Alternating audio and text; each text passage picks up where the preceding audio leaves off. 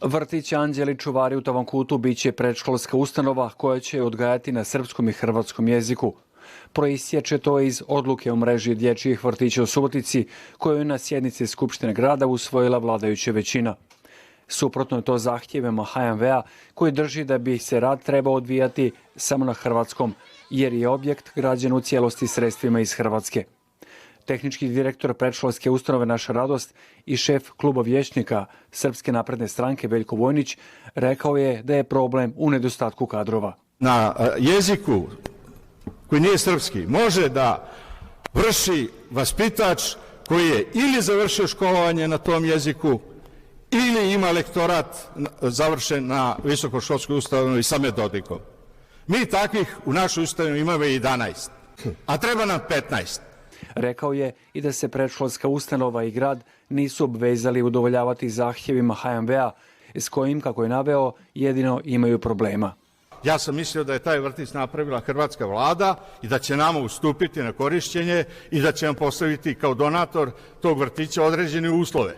Mi te uslove nismo dobili. Nama je to, mi smo tu uzeli u zakup koji svaki drugi objekat u Subotici koji koristimo pod zakupom.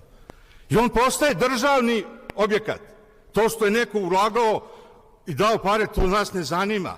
Uz vijećnike DSHV-a na sjednici Skupštine reagirala je i čelnica HMV-a i saborska zastupnica Jasna Vojnić. Odluku je ocijenila kao grubo kršenje dogovora i oduzimanje minimalnih prava Hrvata, te da se temelji na neistinama. Mi smo 2 godine radili i gradili prema dogovoru sa gradom Subotica i predškolskom ustanovom Naša radost, jer u mreži vrtića je stajalo da su na hrvatskom jeziku. I zadnji dan upisa na Hrvatsko nacionalno vijeće stiže na mišljenje izmjena mreže vrtića. Dakle, da više nije na hrvatskom, nego na srpskom i hrvatskom.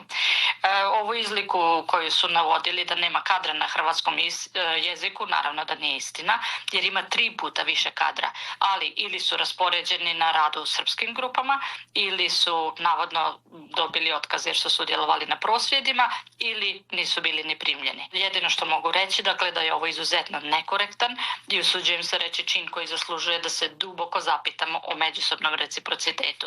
Jasna Vojnić je dodala kako će odluka o budućim potezima biti donesena nakon konzultacija s Ministarstvom vanjskih poslova Hrvatske i roditeljima Tavankuta koji godinama čekaju upis u hrvatske odjele.